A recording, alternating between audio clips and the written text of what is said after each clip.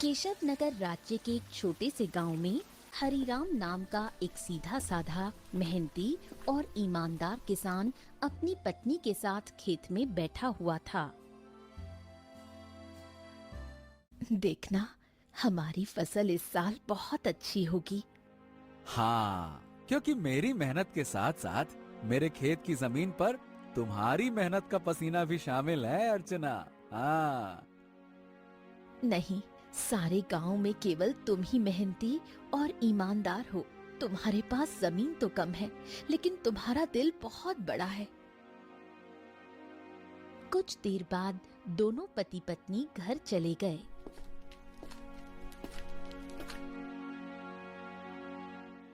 मैं तुम्हें एक बात बताना तो भूल ही गई, घर में लकड़ियां खत्म हो गई हैं। अरे चिंता मत करो, मैं कल सुबह सबसे पहले जंगल में लकड़ियां काटने के लिए ही चला जाऊंगा। ठीक है ना, ले आऊंगा। चलो अब।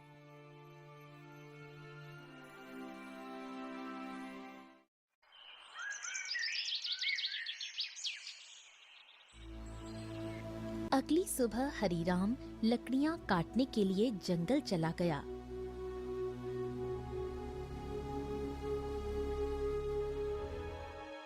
हरीराम एक पेड़ पर कुल्हाड़ी चलाने ही वाला था कि तभी उसने देखा झाड़ियों में एक घायल बंदर करहा रहा था।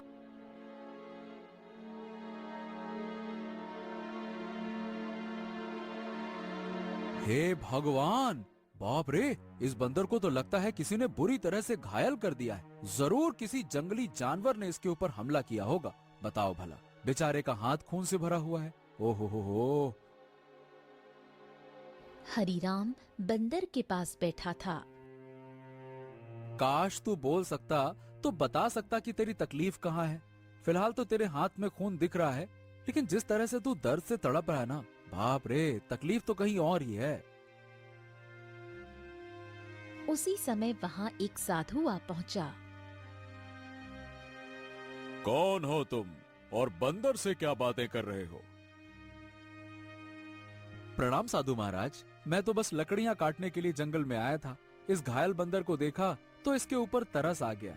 लगता है किसी जंगली जानवर ने हमला किया है इसके ऊपर। देखिए ना, इसके हाथ से खून बह रहा है, लेकिन जिस तरह ये दर्द से तड़प रहा है, मुझे तो लगता है कि इसे कहीं और ही तकलीफ है। बहुत कम इंसान होते हैं जिनके मन में जानवरों के प्रति इंसानियत होती है। रुको रुको रुको, ओम। इतना बोलकर साधु मंत्र पढ़ने लगा। अचानक रंग बिरंगी किरणों से बंदर का जख्म सही हो गया। हाँ, अब ये बंदर तुम्हें बता सकता है कि इसकी तकलीफ कहाँ है। इतना बोलकर साधु वहाँ से चला गया। बंदर उठकर खड़ा हो गया। मेरे कंधे में बहुत दर्द हो रहा था। हाँ, अब अच्छा लग रहा है। एक शेर ने मुझ पर हमला किया। मैं बचने के लिए दूसरे पेड़ में कूदा। शेर का पंजा मेरे हाथ में लगा और मेरा हाथ घायल हो गया। मैं पेड़ ही नहीं पकड़ पाया और मैं जैसे ही नीचे गिरा, बाप रे बाप, मेरे कंधे में बहुत चोट लग गई थी। अरे, तुम तो बिल्कुल मनुष्य की आवाज में बात कर रहे हो। ये कैसे संभव हुआ? जब साधु ने मंत्र पढ़ा ना, तब मुझे ऐसा लगा कि मेरे अंदर बात करने की शक्ति आ गई है। मैंने बोला और मेरी आवाज तुम तक पहुंच गई। लगता है ये चमत्कार साधु बाबा ने किया है। हाँ।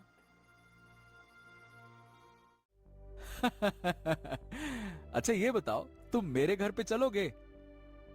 ओहो, अब तुमने मेरी जान बचाई है, तो अब तो मैं तुम्हारे साथ ही चिपक गया हूँ। मतलब मैं तुम्हारे साथ ही रहूंगा। और क्योंकि मैं इंसानों की तरह बात करने लगा हूँ, तो मैं बंदरों से अब तो अलग हो गया हूँ ना। क्या करूँगा उन बंदरों के साथ रहकर?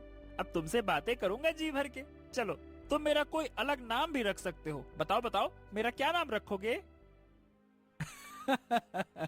बड़े मजे की बातें करते हो तुम। चलो ठीक है, मैं तुम्हें आज से गोलू कह के पुकारूंगा। क्यों, कैसा नाम है? अच्छा नाम है ना? हाँ, अच्छा नाम है। चलो चलो चलो चलो, घर चलते हैं।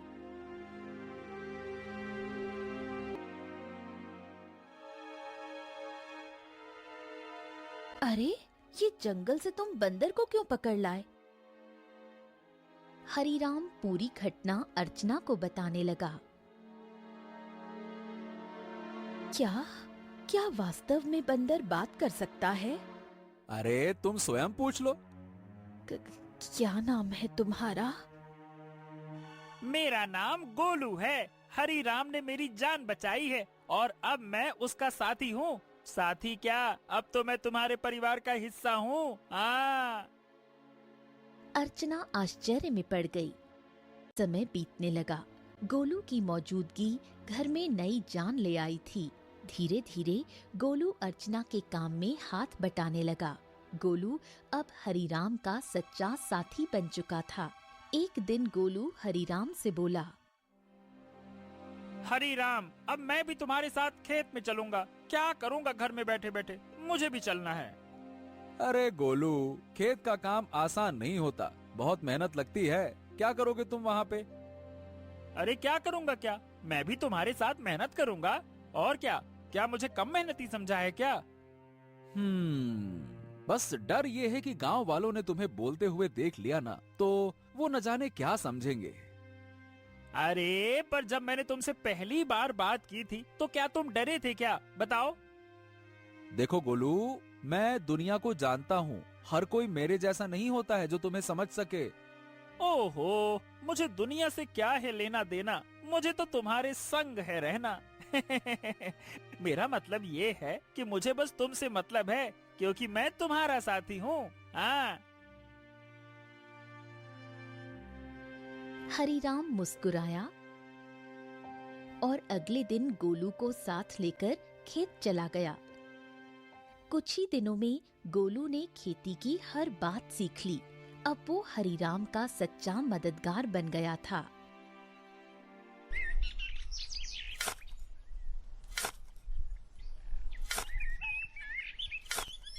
हरीराम, अरे आज की मिट्टी तो बहुत भारी लग रही है।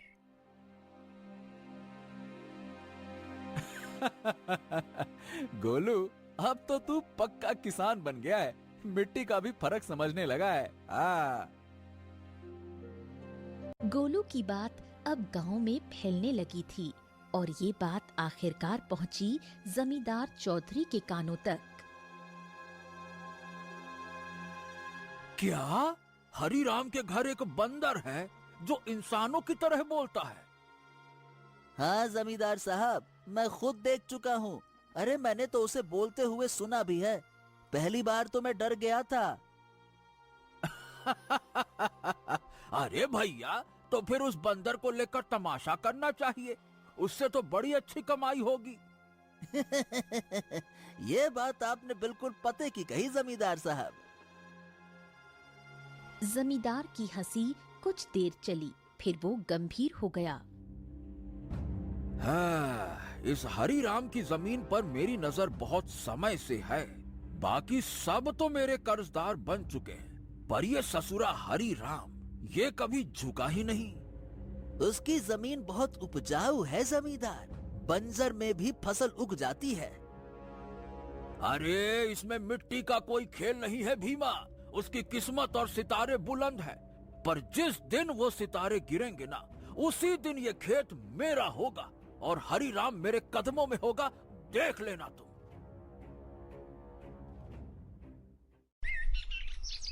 समय ऐसे ही बीतने लगा। एक दिन हरीराम और गोलू जब खेत से घर लौटे तो आंगन में बैठी अर्चना को देखकर दोनों के चेहरे पर चिंता की रेखाएं खिंच गईं। अरे अर्चना, क्या हुआ? ये कैसी खांसी है?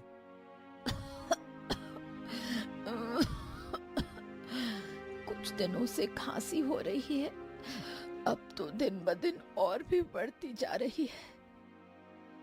हरीराम, इसे नजरअंदाज मत करो। किसी अच्छे वैद्य को तुरंत बुलाना चाहिए। हरीराम ने देर न करते हुए गांव के एक अनुभवी वैद्य को बुला लिया। वैद्य ने अर्चना को ध्यान से देखा। हरीराम, देखो, इन्हें एक विचित्र बीमारी हो गई है। अगर समय पर इलाज न मिला तो ये जानलेवा हो सकती है। हाँ, नहीं नहीं नहीं नहीं वैद्य जी, आप तो इलाज शुरू कीजिए, मैं कोई कसर नहीं छोड़ूंगा।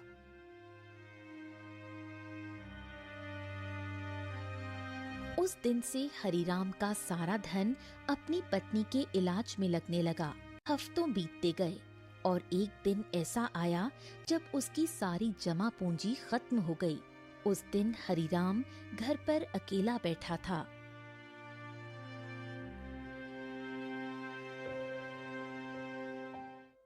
ऐसे उदास मत बैठिए, मैं अपने आप ठीक हो जाऊंगी।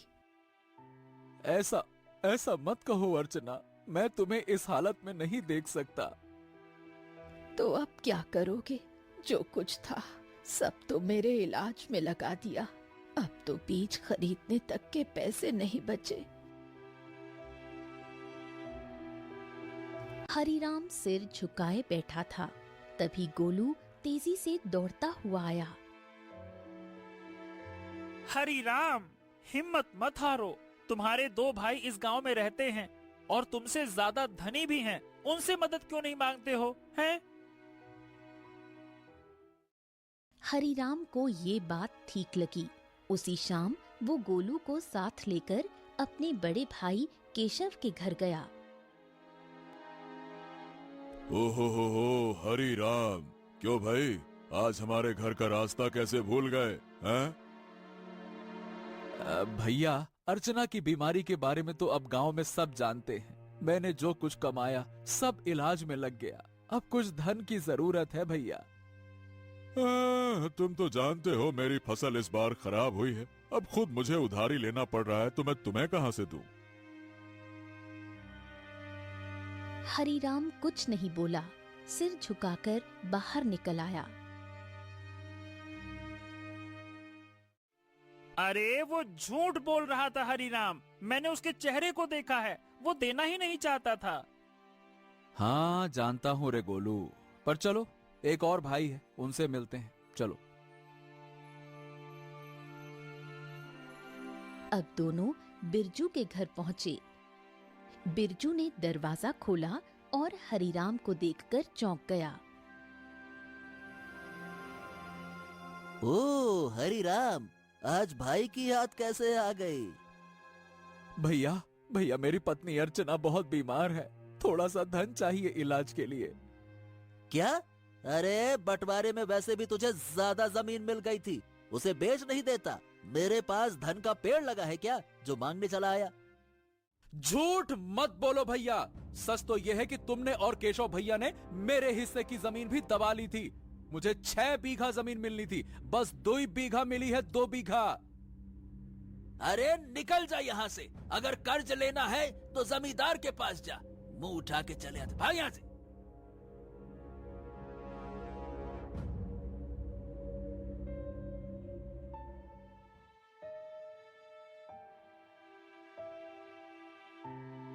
कैसे भाई हैं तुम्हारे हरिराम, एक भी मदद को तैयार ही नहीं है।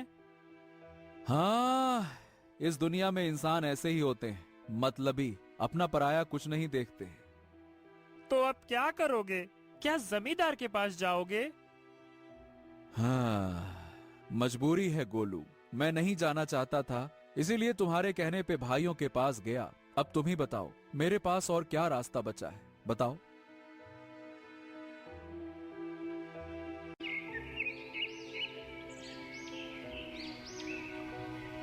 अगले दिन हरिराम और गोलू जमींदार की हवेली में जा पहुंचे। उम्मीद उसे कम थी, मगर अपनी पत्नी की खातिर उसने खुद को झुका दिया था। मैं जानता था हरिराम, एक न एक दिन तू चलकर मेरी हवेली में जरूर आएगा भैया। आपने बिल्कुल सही कहा था मालिक। जब तक इसकी किस्मत चमक रही थी तब तक बहुत अकड़ में चलता था। अब देखो कैसा मुरझाया मुरझाया सा खड़ा है। ए जमींदार, तुम्हें किसी की हालत का मजाक उड़ाने का हक नहीं है। लोग तुम्हारा सम्मान करते हैं, तुम्हें भी दूसरों का सम्मान करना चाहिए, समझे? ए बदरवा, बकवास बंद कर। तू इंसानों की तरह बोलता है, इसका मतलब ये नहीं है कि तू इंसान बन गया है, समझा? हाँ भैया हरिराम, बताओ बताओ क्यों आए हो? क्या बताएं, आपको तो सब पता है, मेरी पत्नी बीमार है, सारा धन इलाज में चला गया, कुछ धन की आवश्यकता है। अच्छा, धन चाहिए तो भैया मेरी शर्तें सुन लो। ब्याज 50% और बदले में कुछ गिरवी रखना होगा।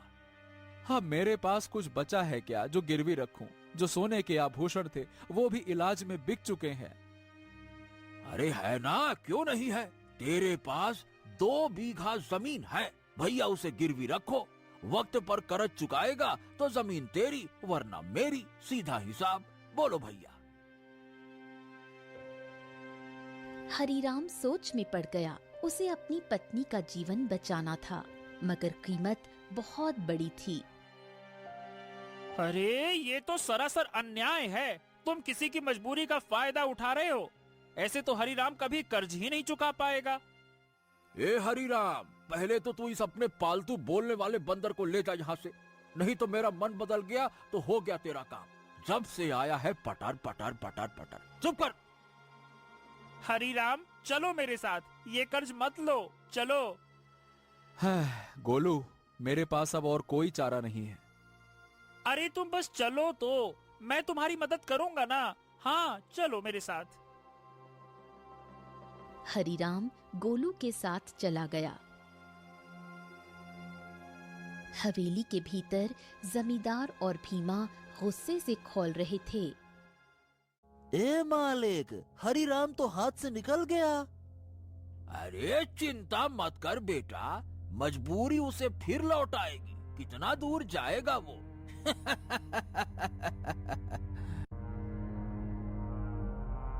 हरीराम गोलू के साथ घर पर आ पहुंचा और गोलू तुरंत वहां से चला गया।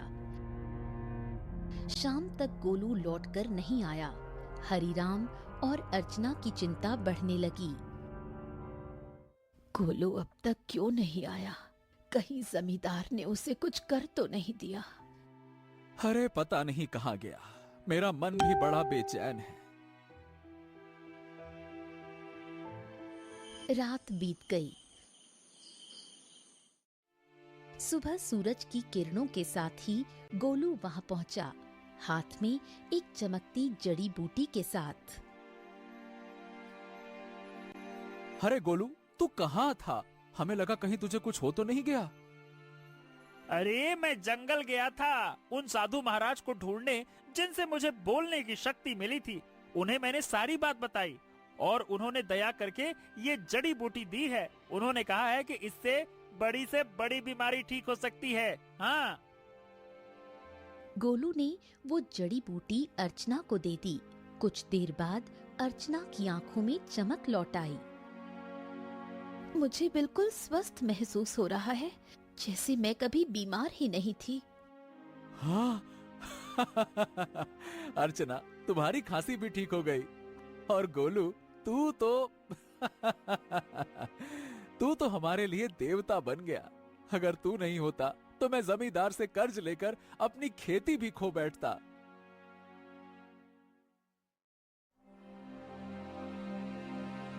हाँ, अब मेरी पत्नी तो ठीक है, लेकिन खेत में बीज डालने के पैसे तक नहीं बचे। मैं जानता था कि अर्चना के ठीक होने के बाद तुम्हें बीज की जरूरत पड़ेगी, इसीलिए मैं साधु महाराज से बीज भी लेकर आया हूँ। हाँ, ये देखो। क्या बीज? हाँ, उन्होंने ये चमत्कारी बीज दिए हैं। अब देखो, अगर तुम इन्हें अपने खेत में बो दोगे तो ऐसी फसल उगेगी जो पूरे राज्य में किसी ने नहीं उगाई होगी, और सबसे पहले तुम्हारी फसल ही तैयार होगी। हाँ, मजा आ गया ना? इतनी जल्दी? हाँ, लेकिन एक शर्त भी दी है साधु महाराज ने।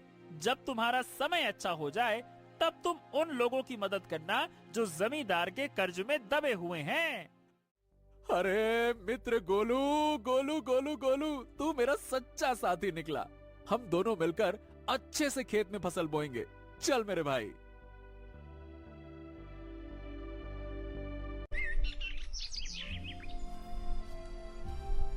अगले ही दिन हरीराम, गोलू और अर्चना ने मिलकर खेत जोता, बीज बोया और आकाश की ओर देखकर मेहनत का वादा किया। कुछ ही दिनों में हरीराम के खेत में ऐसी फसल लहराई जैसे किसी ने पहले कभी नहीं देखी थी। गांव वाले चकित रह गए। अरे देखो रे देखो, हरिराम के खेत में तो जैसे सोने जैसी फसल लहरा रही है। हाँ हाँ हाँ हाँ हाँ। हाँ, हमारी फसल तो अभी जामी भी नहीं है और इसकी तो फसल भी तैयार हो गई। और उसकी बीवी अर्चना, जो कि महीनों बीमार रही, अब रोज खेत में काम करती है। भैया, ये तो कोई चमत्कार ही लगता है।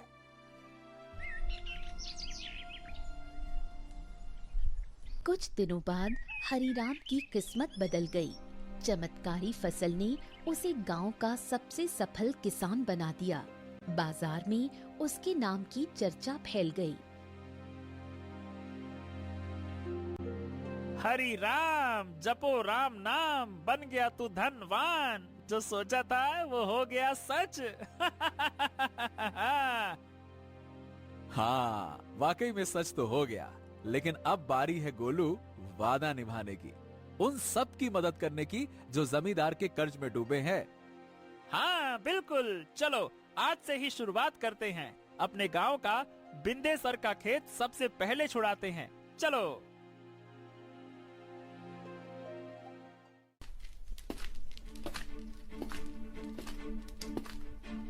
हरीराम और गोलू ने अपना मुनाफा इकट्ठा किया और एक एक कर गांव वालों का कर्ज चुकाने लगे।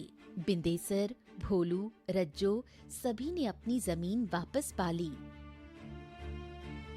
हरे राम भैया, आज आपने हमें नया जीवन दे दिया। सही बताओ, बिल्कुल, बहुत बहुत धन्यवाद।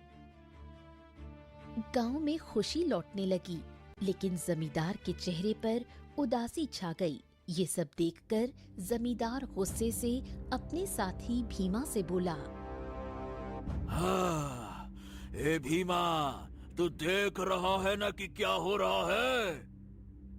हाँ मालिक, हरिराम ने सबके कर्जे चुकाने शुरू कर दिए हैं। अगर यही चलता रहा तो एक दिन तो मेरी जमींदारी ही खत्म हो जाएगी और मेरा दबदबा भी खत्म हो जाएगा। आप तो आदेश दीजिए मालिक की करना क्या है। अब बहुत हो गया भीमा। अगर ये हरिराम ऐसे ही सबकी जमीन छुड़वाता रहा तो मेरा क्या बचेगा? मेरा दबदबा, मेरी हवेली है? अरे मालिक, आप तो बस आदेश कीजिए, कल ही उसका काम तमाम कर दूंगा।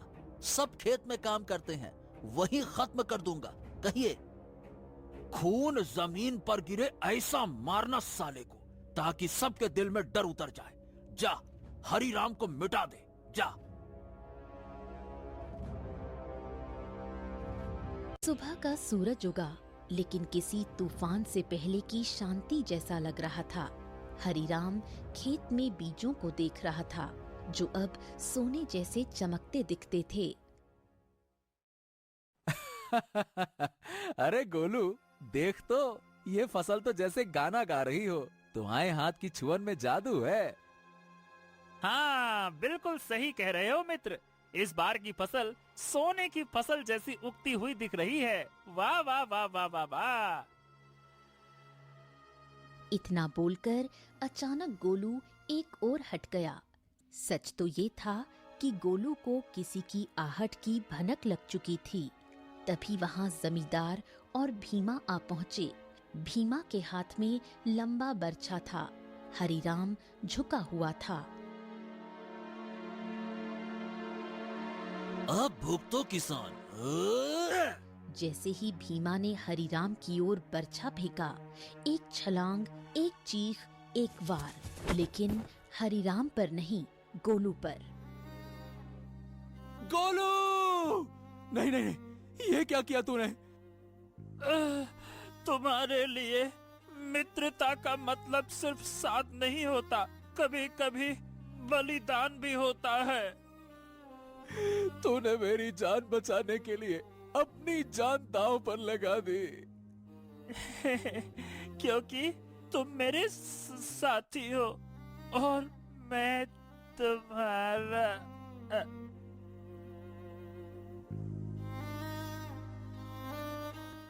जमींदार और भीमा अविश्वास भरी नजरों से घायल गोलू को देखने लगे। भीमा जमींदार की ओर देखकर बोला, अरे ये क्या जमींदार, इस मूर्ख बंदर ने तो हरिराम के ऊपर लगने वाला वार अपने ऊपर ले लिया। हाँ, तुमने सही कहा, लेकिन मैं फिर भी हरिराम को जीवित नहीं छोड़ूंगा। इतना बोलकर जमींदार गोलू की ओर देखकर क्रोधित अवस्था में बोला, अरे तू मूर्ख का मूर्ख बंदर ही रहा। अरे तू इंसानों की तरह बोल सकता था और इंसानों की तरह रहने लगा था, लेकिन तू इंसानों की तरह चतुराई नहीं सीख सका। तुझे क्या जरूरत थी अपने ऊपर वार लेने की? क्या आवश्यकता थी बलिदान देने की? मूर्ख बंदर कहीं का, तूने मेरे सारे किए कराए पर पानी फेर दिया। लेकिन तुझे क्या लगता है कि मैं हरिराम को जीवित छोड़ दूंगा? नहीं, मैं हरिराम को जीवित बिल्कुल नहीं छोड़ूंगा, क्योंकि उसकी वजह से ही मेरा गांव में दबदबा समाप्त हुआ है। तेरा ये बलिदान बेकार जाएगा रे मूर्ख बंदर, रुक जा।